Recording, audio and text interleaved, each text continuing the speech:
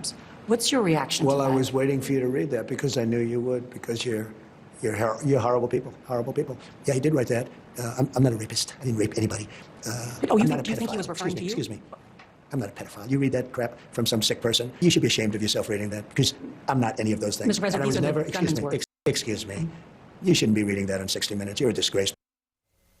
What a disgrace. I want to tell you two things about that. Number one, this is President Trump as we've always known him. This is not surprising. What was surprising was that on Saturday night, he was calm and respectful. He showed a different demeanor toward the press corps. People wondered if that was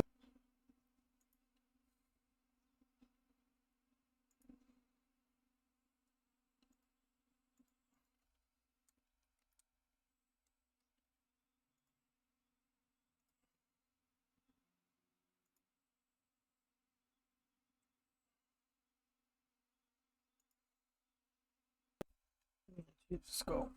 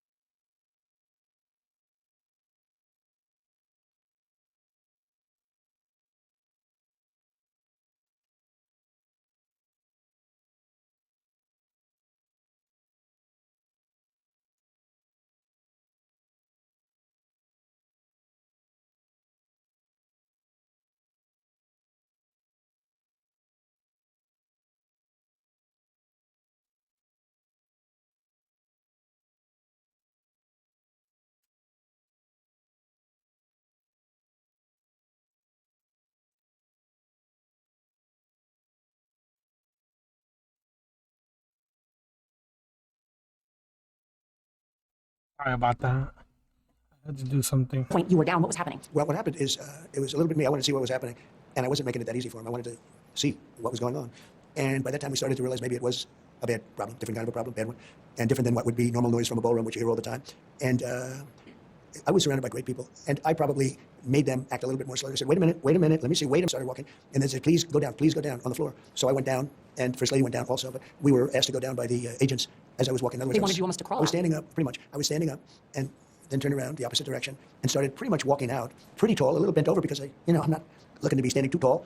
And but I was walking out. It was pretty about halfway there, and they said, "Please go down to the floor. Please go down to the floor." So I dropped to the floor. So did the First Lady. What was your thought at that moment? What did the First Lady say? Well, my thought was, I've been through this before a couple of times, and she has not to this extent. She handled it great. I mean, she's very strong, smart. She got it. She knew what was happening. She listened. I did too. By the way, This was the first time when she they said, when they said drop down, that meant trouble. And obviously, I'm the president, and I listened to what they said. Please drop down, sir. Please drop down. So I was walking halfway, and then I dropped down at the final because we had a little ways to go where you're exposed to the ballroom surroundings.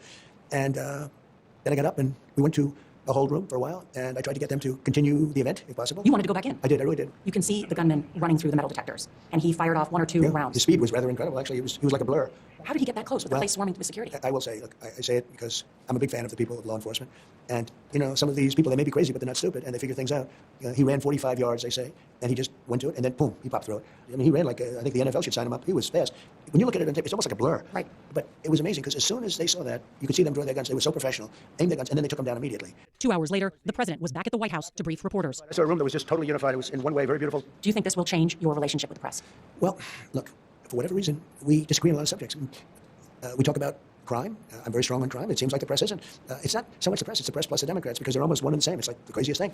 I have the strongest border we've ever had in the country, where, as you know, it said 0 people for 9 months came into our country through our southern border. We have a very tough border. The so-called manifesto is a stunning thing to read, Mr. President. He appears to reference a motive in it. He writes this quote, "Administration officials, they are targets." And he also wrote this, "I'm no longer willing to permit a pedophile, rapist, and traitor to coat my hands with his crimes." What's your reaction Well, to I that? was waiting for you to read that because I knew you would, because you're horrible people. Horrible people. Yeah, he did write that. I'm not a rapist. I didn't rape anybody. you I'm think- not a do you think he was pedophile. referring to you? Excuse me.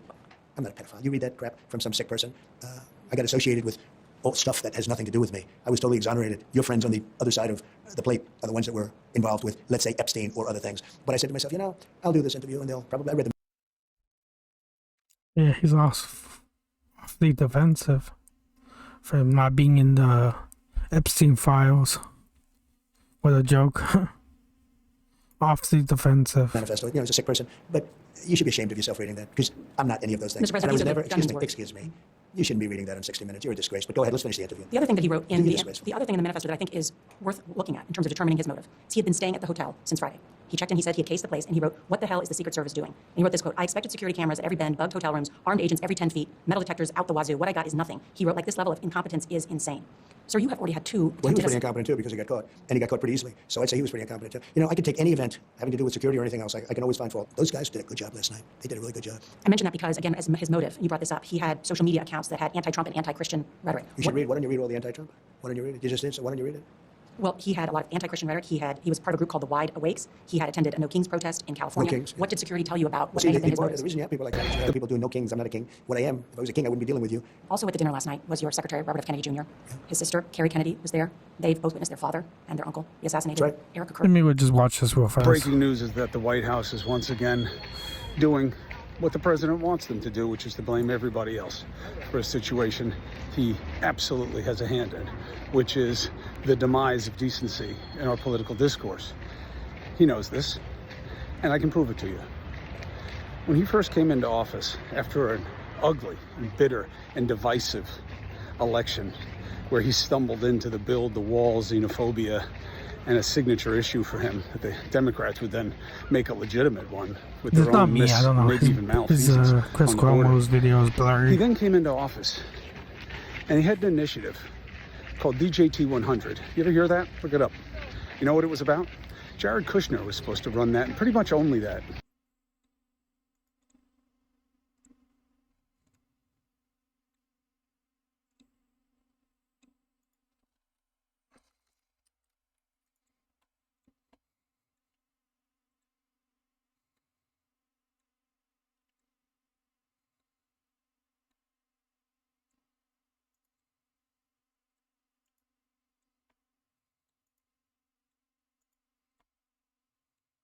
This was an event. Was there. The House Majority Leader, Steve Scalise, was there. Yeah. Political violence has touched so many people in that room.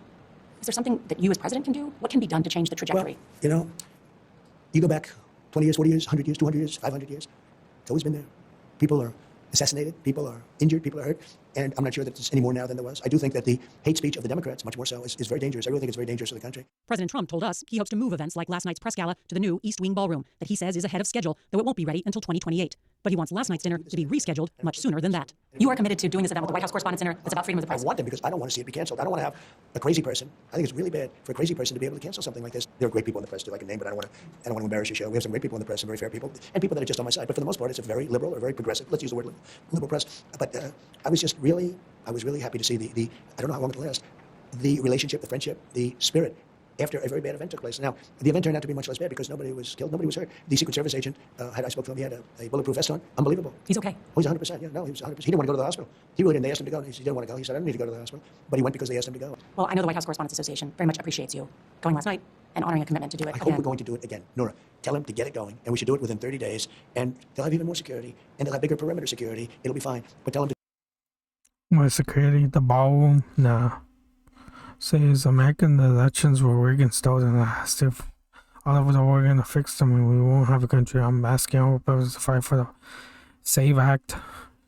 Voters must show voter ID. Proof of citizens are not to vote nowhere. Except for illness, disability, military, or travel.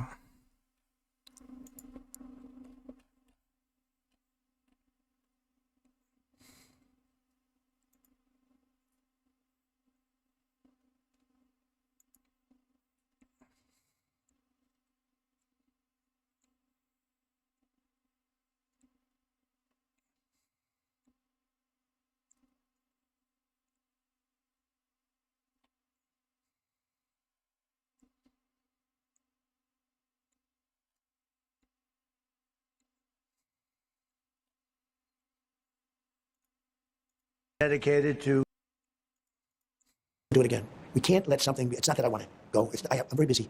I don't need that. I think it's very important that they do it again. I'm not gonna watch the whole thing because I'm afraid 60 minutes might take down. I'm gonna just watch that much of it. Freedom of speech that was supposed to bring together members of both parties with members of the press, and in a certain way it did, because the fact that they just unified. I saw a room that was just totally unified. It was in one way very beautiful. For a moment, some thought there might be a reset. In the hours following the shooting at Saturday's White House Correspondents' Dinner, Trump struck a somewhat somber tone. But then within 24 hours, Trump reverted back to usual form, and any restraint seemed short-lived. He was back in a combative posture by Sunday. In an interview with CBS 60 Minutes, Trump repeatedly attacked the anchor Norah O'Donnell personally, and the media more broadly, for the act of asking straightforward questions about the shooting suspect. He writes this, quote, administration officials, they are targets. And he also wrote this, I'm no longer willing to permit a pedophile, rapist, and traitor to coat my hands with his crimes. What's your reaction Well, to I that? was waiting for you to read that because I knew you would, because you're horrible people. You should be ashamed of yourself reading that. You're a disgrace. But go ahead, let's finish the interview. The other thing that he wrote in You're the... disgraceful. I'm not a king. What I am, if I was a king, I wouldn't be dealing with you. We have some great people in the press, some very fair people, and people that are just on my side. But for the most part, it's a President and the administration, as comedians have done at past events. Here's the portion that Trump and the First Lady seem to be referring to. Our First Lady Melania is here. Look at Melania, so beautiful. Mrs. Trump, you have a glow like an expectant widow. You know, Melania's birthday is on Sunday. That's right. She's planning to celebrate at home the same way she always does, looking out a window and whispering, what have I done? That joke was obviously written and performed before the events of Saturday night, but it's now landing, of course, in a very different political and social environment. Trump calling for ABC and Disney to immediately fire Kimmel, calling the segment, quote, far beyond the pale. This so-called White House press secretary wants to lecture America and lecture us about civility. Get lost. Clean up your own house.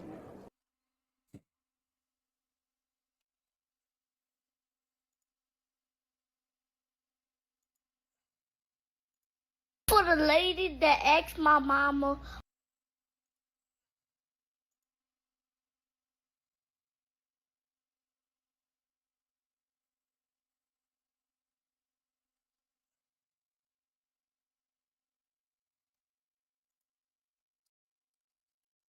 Who's gonna watch David?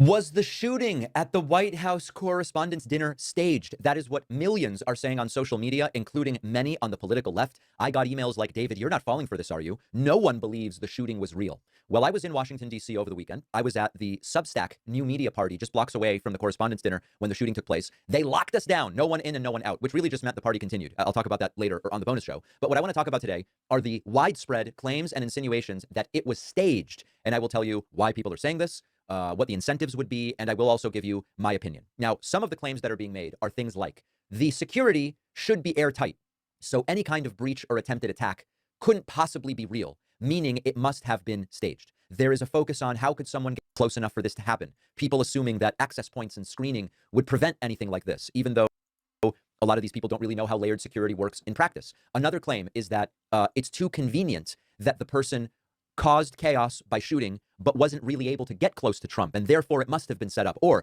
Trump immediately said, this is why we need the ballroom, meaning Trump staged it to be able to say, see, if we had my ballroom instead of being at the Washington Hilton, this never would have happened. We're going to take it piece by piece by piece. And it is true that in this rapidly assembled press conference right after the shooting, Donald Trump did say, hey, listen, we need the ballroom because of this. I'll just remind you of that. And we looked at all of the conditions that took place tonight, and I will say, it's not a particularly secure building.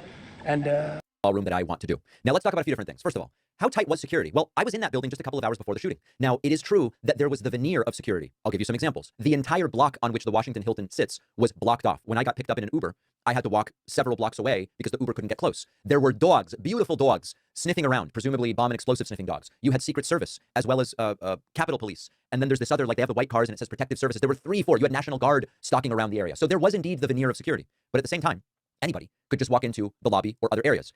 Once the event started to get into the ballroom, which was on a different floor, yes, security was very tight. But that's not where the shooter got. The shooter, in fact, ended up discharging the gun in the lobby area. So, yeah, security was sort of tight, but it also wasn't really that tight where the shooting took place. And remember that this was not in the room where the event was taking place. So that's number one. Number two, there were conflicting reports about whether the shooter was killed, which are fomenting the belief in some that this was staged. Oh, the shooter was killed. Oh, no, they got the shooter. But this stuff is always incomplete and messy at the beginning. The lack of clear, widely shared footage at one point was fueling conspiracy theories. Everybody expected everything to be captured super cleanly on video, but we have surveillance footage of the shooter running by. And so since there wasn't, I guess, the extensive footage that some expected, that is fueling conspiracy theories. First, really quick, I want to tell you about one of our sponsors. One of the weird things about getting older is realizing how many photos never go anywhere. They sit in your phone, even when they are great pictures that matter. And this is why an Aura digital picture frame makes a great Mother's Day gift. Our sponsor, Aura, makes digital frames that turn photos into memories that can be enjoyed every day. I gave one to my mom years ago for Mother's Day. It's so easy. You can preload photos before the frame even arrives. You can keep adding pictures, and so can other people. I can add pictures of the baby anytime I want, even though we don't live that close to each other. These frames look like real prints. They blend right into the room's decor, and it's a great way to stay connected with your mom or other family members or friends and keep those pictures from disappearing. Aura is giving my audience $25 off their best-selling Carver matte frame. Go to auraframes.com. Use the code PACMAN. Terms and conditions apply. The link is in the description. Now, back to the video. There were claims about the suspect, that the suspect was clearly a plant, fake in some way. But the truth is that we have a pretty extensive social media history for the suspect, and it does seem to have been an anti-Trump person on the left. I mean, that's just what it seems to have been. And so a lot of this is getting filtered through the false flag frameworks, where people already are predisposed to believe events like this are staged, and they immediately interpret the events in that way. Social media amplifies it. There's a general distrust of government, a general distrust of media, and so some people start saying it must have been staged. Now, I'm going to give you my view on this, and I know, because I'm on social media, there are fellow leftists who are saying they believe that this was staged. I don't believe that it was staged. If the claim, we'll go through some of the claims. Trump did this because his approval rating is in the toilet, and he believed this would help his approval rating. Trump's polling moved 0.5 point after the Butler.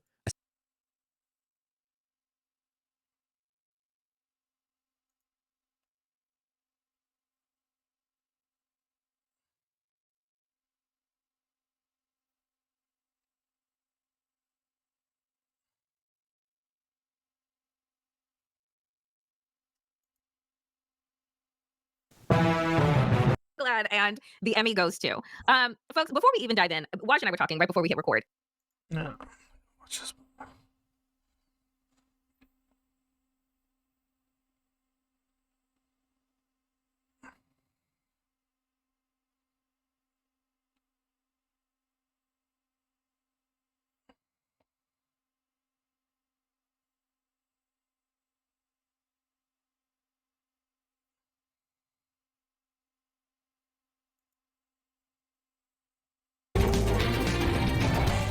He's also facing 2 other firearms charges. Mistake. This was an attempted assassination of the president of the... And I wasn't making it that easy for him. I wanted to... The reason you have people like that is you have people doing no kings, I'm not a king. These are well-educated people that are politically involved. This was a Kamala Harris donor. He was a no kings protester. And the things he was saying in the manifesto are online indistinguishable from what you hear in Congress or don't know, cable. So there are millions, tens of millions of people just like this guy. And he was highly motivated. He traveled across the country to kill. Well, who else did that? The guy who tried to kill Kavanaugh and Ryan Ruth. And you read the manifesto, and the motive is clear. And then you hear Barack Obama come out and you say, well, while the motive remains unclear, what? It's like Barack's a part of the cover-up. And the media is still trying to cover it up. They're saying, violence on both sides, you need to lower the temperature. The violence is really going, for the most part, in one direction. You got Trump 3 times. You got Kirk. You got Kavanaugh. You got Scalise. Rand Paul's neighbor cracked his ribs. There was just another guy they had to shoot down by Secret Service because he tried to bust into Mar-a-Lago with a shotgun. It looks like the Democratic Party has become a violent revolutionary movement. It's not just a drumbeat of hate. You look at the streets, you look at BLM, you look at Antifa, you look at this anti-ICE stuff, torching Teslas. They had to throw down a senator for trying to lunge at a cabinet secretary. They had to kick out a congressman who was screaming his face off, brandishing a cane at the president at the State of the Union. So why are these people so angry? It's because Trump keeps kicking their butt. And they can't do anything about it. And he's pursuing an ambitious America First agenda. So because they're powerless, what they're doing is inspiring their base to violently overthrow the government. And they're angrier more than ever because Trump responded with class. I would not have been able to do that, Dana. He got out there in a tux and didn't point fingers. He came out and said, listen, it was a night of love. We were all coming together, First Amendment, and this is why we need the ballroom. You'd think the media, after their own lives were in danger Saturday night, would maybe tell everybody, maybe get off the warpath, maybe police the Democrats for saying Trump's a dictator. They probably won't. So the only thing we can do is shut them down. Kennedy, I think one of the scary things, too, is that we keep having these scenarios, and that thank goodness it wasn't worse. But how much more security could we have had at this place? Do you think that the called hot wash investigation will be enough to make significant changes, or are these types of events no longer possible? So I just assumed, like you, I've been at this dinner. I think this is the fourth administration where I've seen the president at this event, and we've also been when the president hasn't been in attendance. Security is always lighter when the president is not there. I assume because this is the first one President Trump has attended, security would be so much more intense. I was told the Hilton was going to shut down at 2 o'clock unless you had a ticket, a pass, or a hotel key. We booked a room at 3 at the Hilton on Saturday, had no problem getting in there. The security was very lax in the lobby, and like Bill Maloogian and others, I was shocked that we could get down the escalators with our guests who didn't have tickets, get them into various parties, and it wasn't until we went through the magnetometers at the very end of the security protocol, which was really the only checkpoints, and again, no ID, nothing like that, and I was shocked that there was no bulletproof glass in front of the dais, because I assumed when I walked.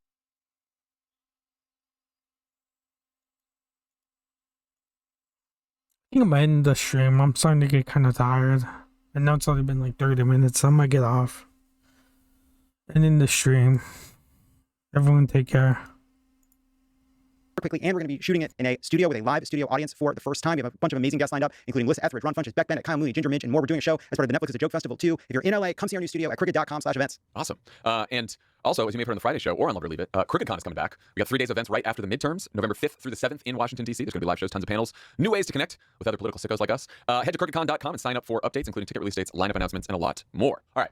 So, as you all know by now, on Saturday night, a gunman charged the entrance to the White House Correspondents' Dinner and shot an officer before being subdued and taken into custody. He's now been charged with attempting to assassinate the president. Trump and other senior officials were rushed out of the dinner by the Secret Service, while other attendees hid under the tables. The rest of the dinner was canceled, and then the president held a briefing at the White House right after, where he talked.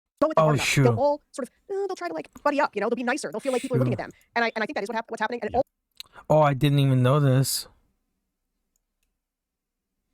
all it is demonstrated how psychologically weak all of this sort of legacy stuff is. I mean, look, Trump administration has gotten far more favorable coverage by attempting to circumvent the Constitution and aggressively assault and extort the press than the Biden administration did, by just sort of assuming the press would be independent and do its own thing.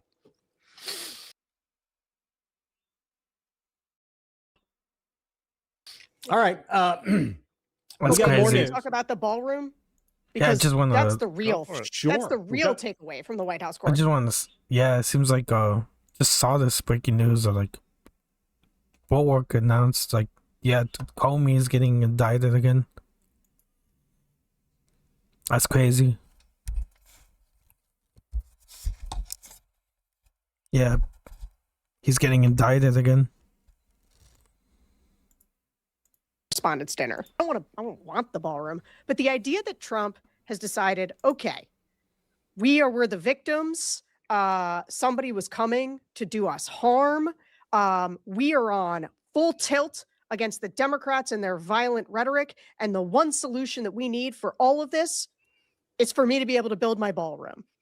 And the reason that I love the ballroom, and also, so this is what happens, right? If you looked, Meghan McCain, everybody, if you looked at social media after this, everyone was like, I don't want to hear anything else. He's got to get the ballroom. The ballroom is the thing that we need to save our democracy. Yeah, it's just breaking.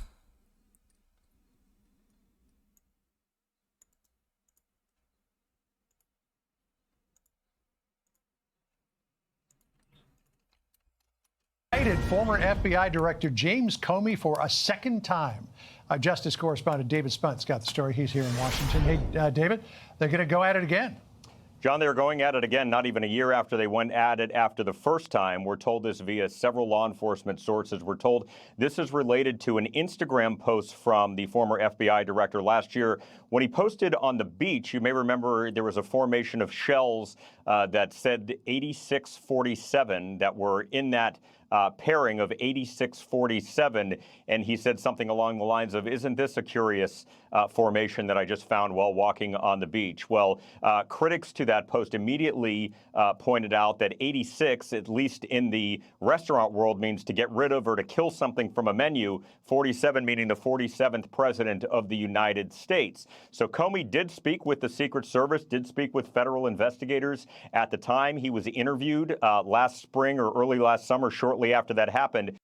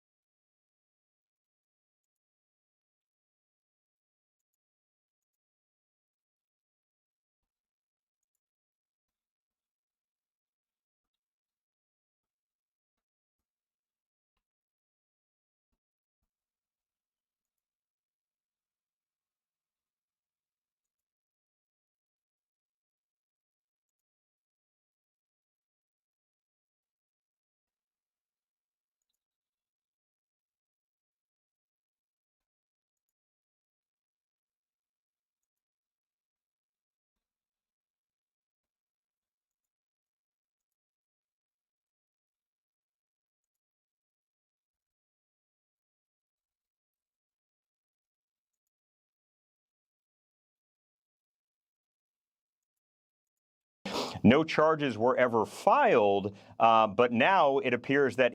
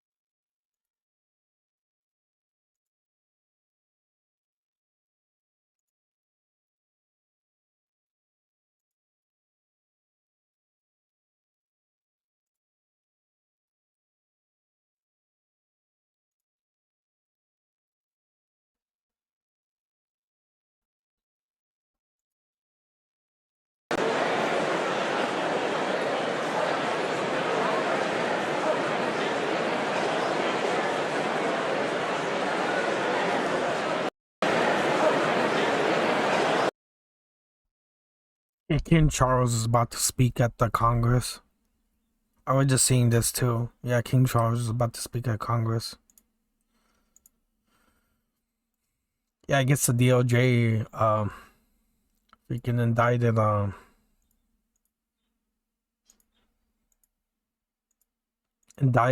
James Comey again for the second time.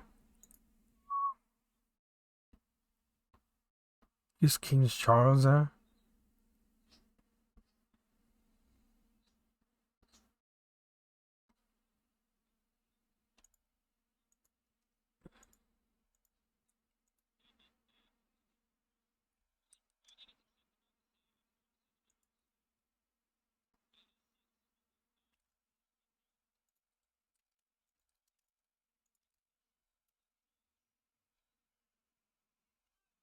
Yeah.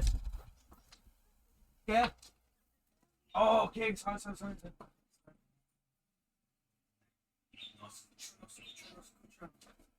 No escucho.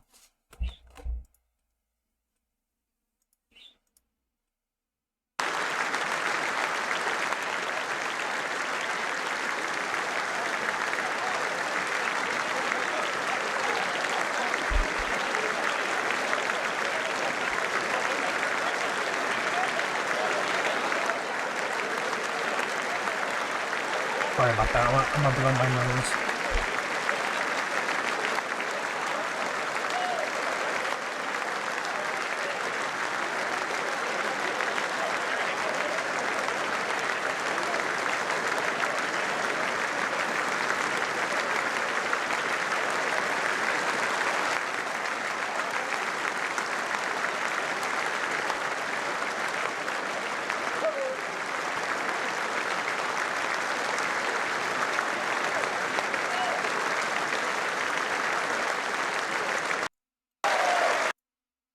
Mr. Vice President, Mr. Speaker, members of Congress, representatives of the American people across all states, territories, cities, and communities.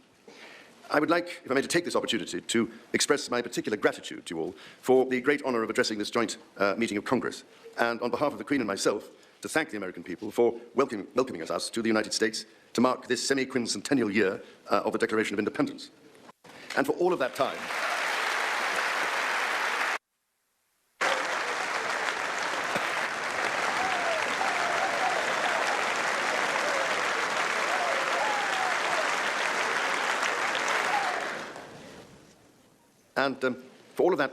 our destinies as nations have been interlinked. As Oscar Wilde said, we have really everything in common with America nowadays, except, of course, language. So, ladies and gentlemen, we meet in times of great uncertainty, in times of conflict from Europe to the Middle East, which pose immense challenges for the international community, and whose impact is felt in communities the length and breadth of our own countries. We meet, too, in the aftermath of the incident not far from this great building that sought to harm the leadership of your nation, and to foment wider fear and discord. Let me say with unshakable resolve, such acts of violence will never succeed.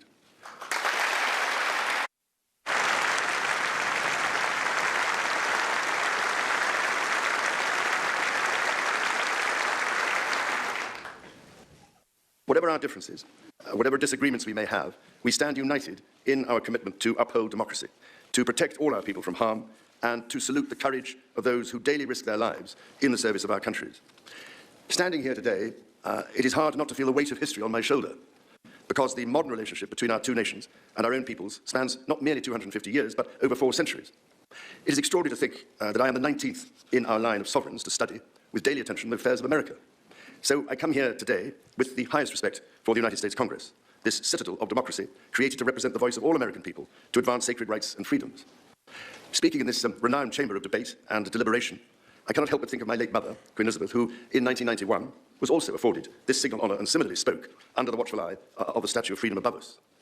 Today, I am here on this great occasion in the life of our nations to express the highest regard and friendship of the British.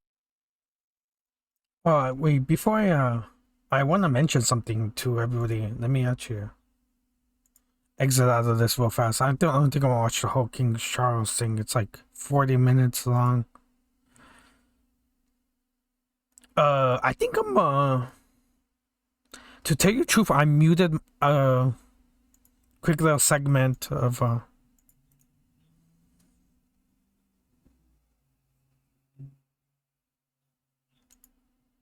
me actually just remove some of the stuff real fast. I think I want to mention to you guys that, like, I think I'm from now on, the content is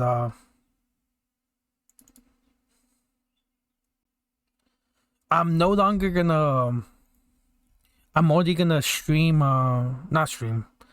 I decided to. I'm gonna probably edit this part out, but my full video. But I no longer. I'm not gonna. I'm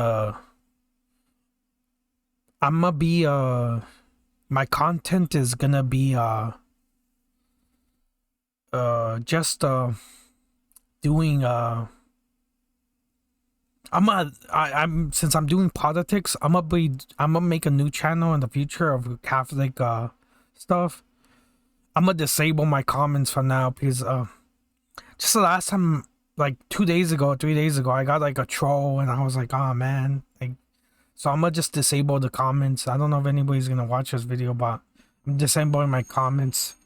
So just in case anybody was like wondering what the heck happened to my comment section, but I decided since I'm doing like politics and news and I'm gonna do religion in the future that I'm gonna disable my comments. Like, just it's a lot better that way, just for I can focus on the thing. And like I got just trolls. I got like 2 trolls already, and I'm like, I just hid them from the channel. So I kind of figured that since I was doing politics and news that I was gonna get some trolls. So that's happened to me in the past. So yeah, just I'm gonna go back to right now to the thing. I just wanted to mention that.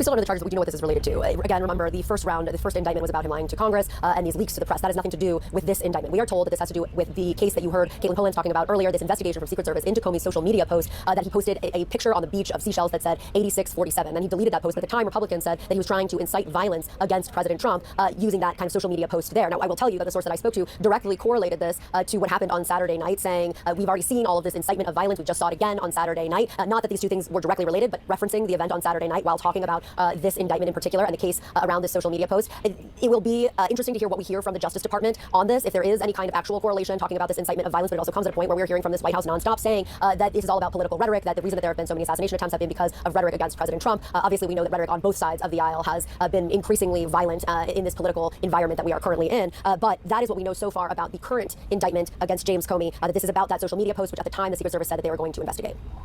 Kristen, thank you so much for that reporting. Caitlin Polans is with us now. So, Caitlin, the sourcing indicates that this is over that 8647 post that James Comey published online now years ago. There's no indication, there's no evidence at this point that we're aware of that's in the public that post had anything to do with what happened on Saturday night, correct? Correct. Boris, that post was from May of 2025, so several months ago, almost a year ago. And at the time, what happened, I was just going back to remember exactly how this went down. Comey posted it. 8647 people who were Trump allies and Republicans responded to it, initially believing that it was a call to potentially assassinate the president. 86 is what is commonly used in restaurant speak to say when something is out or no more. And 47 would be the 47th presidency. The seashell post back in May of 2025, James Comey, this was posted after there was blowback from Republicans and people who were allied with Donald Trump, he took the post down and he said publicly, I didn't realize some folks associate those numbers with violence. It never occurred to me, but I oppose violence of any kind, so I took the post down. But the Department of Homeland Security Secretary at the time, Kristi Noem, she said that she did want to have Comey investigated for the assassination, for calling for an assassination of Donald Trump, and that Kash Patel, the FBI director, was also standing by to work on that investigation. They spoke to Comey. It didn't result in anything, but as Kristen noted, we are in a different moment, and this has been a moment where the Justice Department and Donald Trump have wanted to see James Comey investigated, prosecuted, indicted for multiple different inquiries. We know that there have been multiple inquiries around Comey, his work as the FBI director, potentially other things that had happened after he was the FBI director, the perjury case that he previously faced in the Eastern District of Virginia. That evidence was very much locked down by a judge after the dismissal of that case. We are still waiting to hear exactly what else is going on here. I just spoke to the clerk's office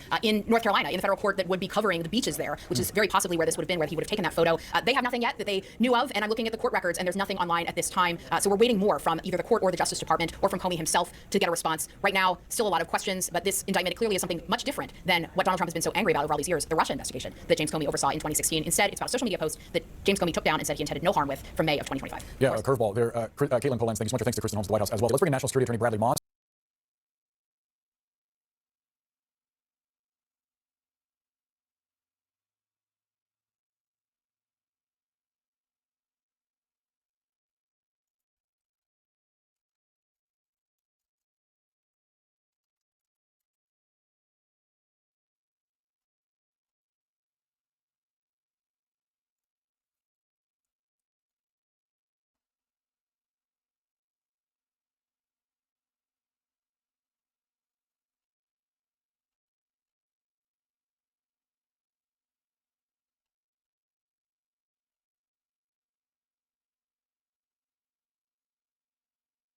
I'm afraid of watching Associated Press. Last time I got hit with a copyright thing that they were trying to like. I didn't get hit with a copyright claim, but I got hit with like a copyright thing for trying to watch it.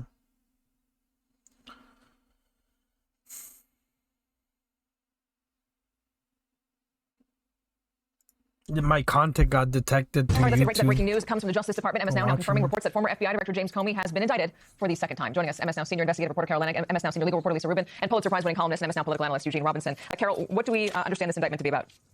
We are told by a very good source that this indictment relates to an investigation into the allegations that former FBI Director James Comey had made threats against the president's life when he posted something on Instagram, which was a picture of some shells arranged in a certain way, which he took to be a political message. He captioned it, oh, interesting message here. It said 8647. He was interviewed about this by FBI agents as he drove back from a beach trip, and this investigation went on. And now we understand a grand jury has returned an indictment for him making this threat against the life of the president. Legally sound footing? Lisa? It's hard to say because the Supreme Court has upheld a statute that penalizes making threats against a president. People said, for example, in the 1960s that this was an infringement on First Amendment rights. The Supreme Court said, no, the statute is constitutional, but it has to be a true threat. And by that, what some people have interpreted that to mean is that a reasonable person looking at all of the evidence would themselves understand it as a threat. Political hyperbole, said the Supreme Court, is not a threat. Something made in jest is not a threat. So I think there's somewhat of an uphill climb here for the Department of Justice in establishing that Jim Comey actually meant this as a threat against the life of the president, as opposed to a statement about getting rid of him from office or having the country be rid of him as a political scourge, not as a threat against his life. 8647 arranged with shells on a beach and posted to Instagram. Do you see that, Eugene, as a threat against the president's life? Well, you know, Katie, I think I'm a reasonable person, according to the Supreme Court standard. And no, my understanding of what 86 means is to kick someone out. And in the context of talking about a president, in this political context, it means to kick him out of office. And that's a perfectly normal thing to say if you were a political opponent of President Trump. It certainly would be protected speech. So, again, Lisa is the expert on how the Supreme Court might slice this very thin slice of potato. But I think it's a stretch. I mean, it seems obvious to me they were looking for something to charge Comey with or something else to charge Comey with, having failed the first time around. And they think this is it. Yeah, and just a note for everybody. James Comey says he saw these shells arranged in this way on the beach and took a picture of it, that he himself did not arrange these shells. But Carol, remind us what this led to. Wasn't he on vacation at the time? Was it the FBI or was it Secret Service? They follow him home on his drive back to, where was it, Virginia or Maryland? He lives in Virginia. He was, followed in a car. As Secret Service Protective Intelligence Division interviewed him, but the FBI also has raised questions about this. Protective Intelligence Division, just so you know. Yeah, just because of the Instagram post, damn. Insane.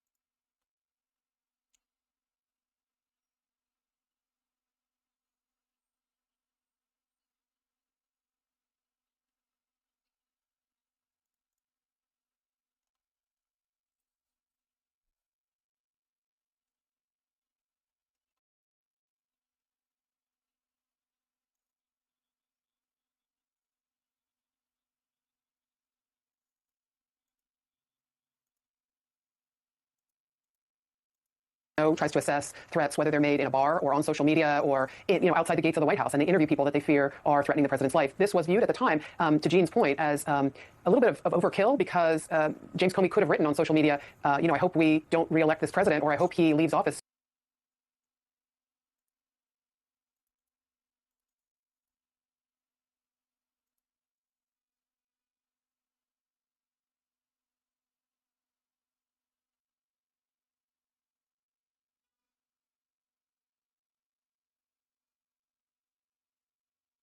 Oh, the president just did a Truth Social. I forgot to mention this. The Chancellor of Germany, Frederick, things like that. Doesn't know what he's talking about.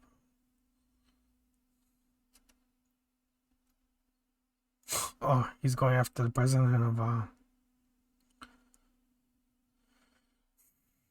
yeah, it says yeah, Iran just informed me the state of the collapse. They want to open the Strait of Hormuz.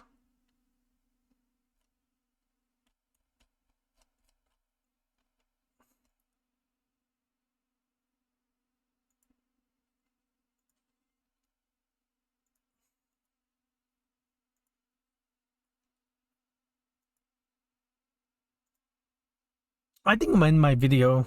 Sorry, I'm gonna get off. I think there's really nothing else, just James Comey, GOP, Iran. Nothing's happening, so I'm gonna just end the video. Cheers, everyone.